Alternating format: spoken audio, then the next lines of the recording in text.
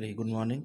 तो मैंने यूनिट 4 का सारा टॉपिक का वीडियो मैंने भेज दिया। ठीक है, चलिए इस पर थोड़ा डिस्कशन कर लेते हैं। इसमें कुछ ज़्यादा समझने लायक है नहीं, एक दो टॉपिक को छोड़ के। ठीक है, देखिए मैग्नेटिक मटेरियल क्या होते हैं। वे सभी पदार्थ जो चुंबकीय बल से प्रभावित होते हैं, यानी कि अगर कोई मेटल है, या जैसे आयरन हो गया, ठीक है, हाई सिलिकॉन स्टील एलॉय हो गया, ठीक है, या सॉफ्ट आयरन है, कोबाल्ट है, ठीक है, तो इस सब को अगर आप चुंबकीय क्षेत्र में रखेंगे तो ये चुंबकित हो जाते हैं। ठीक है, इसमें चुंबकीय बल से प्रभावित हो जाते हैं, इस पर इनके गुणों में कुछ परिवर्तन आ जाता है। ठीक है, जैसे इसमें रेजिडुअल मैग्नेटिज्म हो गया, कोरोसिव फोर्स हो गया, ठीक, तो ये सब गुणों में इसमें परिवर्तन हो जाते हैं। ठीक है, तो ऐसे जो पदार्थ होते हैं वो मैग्नेटिक मटेरियल की श्रेणी में आते हैं जी।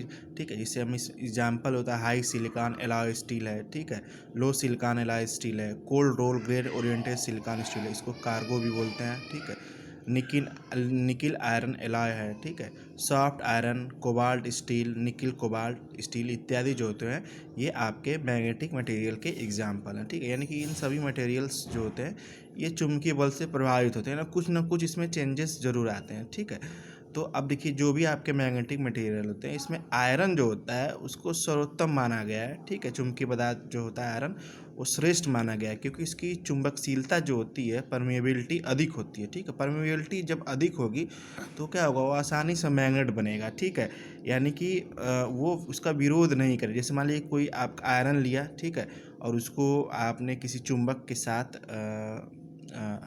रगड़ा, ठीक है, तो इसकी परमेबिलिटी जब अधिक होगी तभी वो क्या करेगा, अपने आप अपने अंदर जो चुंबक आपने लिया था उसके गुणों को आने देगा। ठीक है, परमिट मतलब आदेश देना, ठीक है, अलाउ करना। ठीक, तो आयरन को श्रेष्ठ चुंबकीय पदार्थ माना गया है। ठीक है, आयरन का प्रयोग बहुत सारे मैग्नेटिक मटेरियल बहुत सारे इलेक्ट्रिकल इलेक्ट्रॉनिक क्षेत्रों में होता है। ठीक है, आगे हम पढ़ेंगे इसका।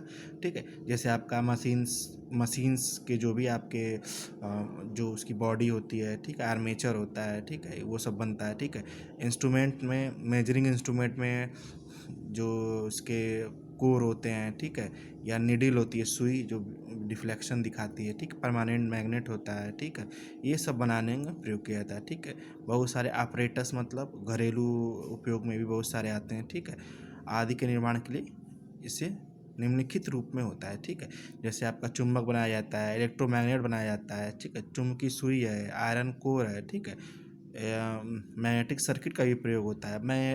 आपका आर्मेचर और मोटर के जो आपके जनरेटर मोटर और जनरेटर के जो आर्मेचर होते हैं, ठीक, आर्मेचर मतलब जो मूविंग पार्ट होता है, ठीक है, उसको भी बनाने के लिए प्रयोग किया जाता है। ठीक है, तो देखिए आगे है आपका क्लासिफिकेशन ऑफ मैग्नेटिक मटेरियल। ठीक है, तो इसका वर्गीकरण है, 3 प्रकार के होते हैं। पहला आपका है फेरोमैग्नेटिक मटेरियल, लौह चुंबकीय पदार्थ।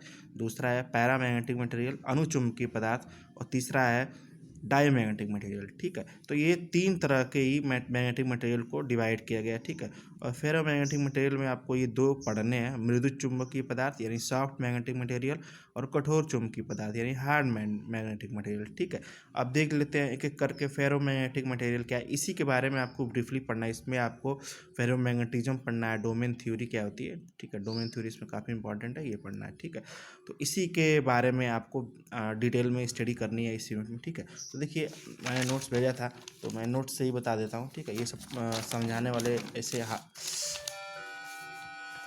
ठीक है, तो अब देखिए यहाँ पे फेरोमैग्नेटिक मटेरियल है। ठीक है, तो देखिए पहला आपका फेरोमैग्नेटिक मटेरियल। ठीक है, फेरो मतलब Fe मतलब आयरन, ठीक है, इसी से बनाया ये फेरोमैग्नेटिक मटेरियल। ठीक है, तो देखिए ऐसे पदार्थ जिन पर चुंबकीय प्रभाव अति प्रबल होता है, आयरन हमने बताया इस पर चुंबकीय प्रभाव सबसे अधिक होता है। ठीक है, अर्थात जो चुंबक की ओर अति शीघ्रता से आकर्षित होते हैं। ठीक है, तो ऐसे पदार्थ को आप फेरोमैग्नेटिक मटेरियल की श्रेणी में रखते हैं। ठीक है, और देखिए जो आपके फेरोमैग्नेटिक मटेरियल होते हैं, ठीक है, अगर इसको आप एक्सटर्नल फील्ड में रखेंगे, ठीक है, तो इसके अंदर मैग्नेटिक डाइपोल जो डोमेन के में उपस्थित होते हैं। ठीक है, डोमेन एक क्षेत्र होता है, आगे हम बताएंगे। ठीक है, जो डोमेन के रूप में व्यवस्थित होते हैं। ठीक है, तो उसमें क्या होता है कि जितने भी आपके मैग्नेटिक डायपोल है वो मैग्नेटिक फील्ड की दिशा में ही संरेखित हो जाते हैं। ठीक है, और जैसे ही आपने फेरोमैग्नेटिक मटेरियल में आपको मैग्नेटिक फील्ड हटा लेते हैं, ठीक है, तो इसके अंदर क्या होता है, कुछ अवशेष चुंबक का गुण रह जाता है। ठीक है, हमने BH कर्व में बताया था, वही जो अवशेष चुंबक रहता है उसको बोलते हैं आपका रेजिडुअल मैग्नेटिज्म। ठीक है, अवशेष चुंबकत्व बोलते हैं। ठीक है, और पदार्थ के चूँकि देखिए जैसे ही आप इसमें मैग्नेटिक फील्ड हटा ले रहे हैं, इसमें कुछ अवशेष चुंबक रह रहा है, ठीक है। तो इन्हीं गुणों का प्रयोग फेरोमैग्नेटिक मटेरियल को परमानेंट मैग्नेट बनाने के लिए किया जाता है, ठीक है। देखिए परमानेंट मैग्नेट केवल फेरोमैग्नेटिक मटेरियल से ही बनाया जा सकता है, ठीक है। कब?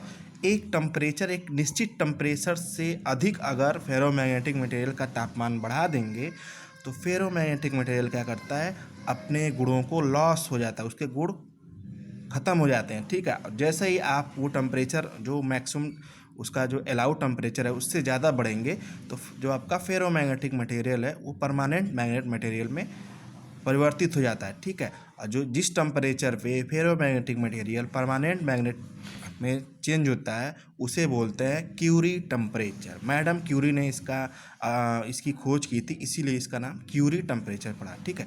अर्थात फेरोमैग्नेटिक मटेरियल को परमानेंट मैग्नेटिक मटेरियल में बदलने के लिए आपको क्यूरी टेम्परेचर की ज़रूरत पड़ती है, ठीक है। यानी कि वह टेम्परेचर जिस पे फेरोमैग्नेटिक मटेरियल परमानेंट मैग्नेट में परिवर्तित हो जाता है क्या होता है, क्यूरी टेम्परेचर कहलाता है। इसको याद रखिएगा, ठीक है। इसमें मैंने दिया नहीं है लेकिन छोटा सा टॉपिक है, याद रखिएगा, ठीक है।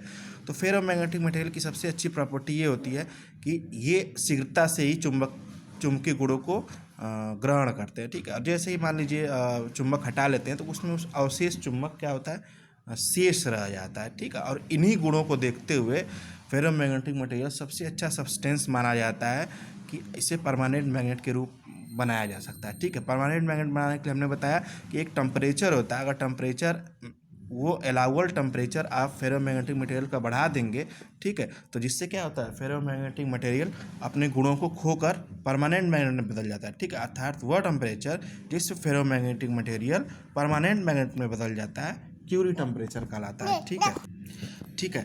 तो उसे जैसे ही आप टेम्परेचर बढ़ाएंगे एक निश्चित, तो आपका फेरोमैग्नेटिक मटेरियल है वो परमानेंट मैग्नेट में चेंज होता है, ठीक है। तो इसकी चुंबकशीलता होती है सर्वाधिक होती है। क्यों? चुंबकशीलता का मतलब वही परमेबिलिटी, ठीक है, यानी कि शीघ्रता से ही आकर्षित हो जाते हैं, ठीक है। और देखिए यहाँ पे कुछ उदाहरण है, जैसे आयरन हुआ, कोबाल्ट है, निकिल, नियोडियम एवं उनके इलाज जो होते हैं ये सब आपके फेरोमैग्नेटिक मटेरियल की श्रेणी में आते हैं, ठीक है। फेरोमैग्नेटिक मटेरियल में की डोमेन थ्योरी हम समझाएंगे तब इस फिगर को हम समझाएंगे, ठीक है। यहाँ पे आपको बस एक, यहाँ देखिए मैंने चेंजेस करने के लिए कहा था, इसको चेंज कर लीजिएगा, एंड है, ठीक है। तो चलिए नेक्स्ट आपका देखते हैं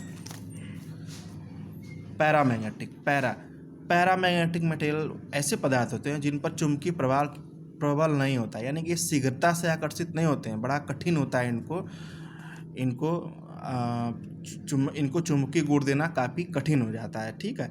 तो वे पदार्थ जिन पर चुंबकीय प्रभाव प्रबल नहीं होता है, अर्थात जो चुंबक की ओर शीघ्रता से आकर्षित नहीं होते हैं, पैरामैग्नेटिक मटेरियल कहलाते हैं, ठीक है। और चूंकि ये शीघ्रता से आकर्षित नहीं होते हैं, यानी इसका कहने का मतलब क्या है, इसकी चुंबकशीलता क्या होती है, कुछ अधिक होती है म्यू आर से, ठीक है। इसकी चुंबकशीलता 1 से अधिक होती है, ठीक है। ऐसे पदार्थों को स्ट्रांग मैग्नेटिक फील्ड में रखने पर ये बहुत कम मात्रा में चुंबक ग्रहण करते हैं, यानी चुंबक तो ग्रहण करते हैं लेकिन बड़ा कठिनाई पूर्वक, ठीक है। तो इसमें ऐसे पदार्थ में उपस्थित जो आपके मैग्नेटिक डाइपोल्स होते हैं, हम आगे बताएंगे, ठीक है, जो डोमेन के रूप में व्यवस्थित होते हैं, ठीक है। तो इसमें कुछ ही डोमेन एक्सटर्नल मैग्नेटिक फील्ड की दिशा में संरेखित होते हैं, ठीक है। आगे हम बताएंगे वो डाइपोल्स क्या हैं और आपके डोमेन क्या होते हैं, ठीक है। तो पहले ये छोटे छोटे समझ लीजिए, ठीक है। तो पैरामैग्नेटिक क्या होता है, जिसमें चुंबकीय प्रभाव प्रबल नहीं होता, यानी कि चुंबक के गुण को शीघ्रता से ग्रहण नहीं करते हैं, ठीक है। तो ये पैरामैग्नेटिक मटेरियल कहलाते हैं, ठीक है। इसमें आयरन ऑक्साइड है, एल्युमिनियम है, टिन है, टाइटेनियम और क्राउन कांच जो होते हैं ये आपके पैरामैग्नेटिक मटेरियल की एग्जाम्पल है, ठीक है। नेक्स्ट है आपका डायमैग्नेटिक मटेरियल, ठीक है। डायमैग्नेटिक मटेरियल जो होते हैं चुंबकीय गुणों द्वारा विकर्षित हो जाते हैं, यानी कि जैसे मान लीजिए कि यहाँ पे कोई डायमैग्नेटिक मटेरियल का, इसमें एटम्स के रूप में आपके डाइपोल्स होते हैं, ठीक है, ऐसे, ठीक है, ये है ऐसे, ये रेंडमली अरेंजमेंट होते हैं, ठीक है। और जैसे ही आप इसको चुंबकीय क्षेत्र की दिशा ये है, ठीक है, तो ये जो डाइपोल्स होते हैं यानी कि जो इसमें एटम्स होते हैं ये चुंबकीय क्षेत्र की विपरीत दिशा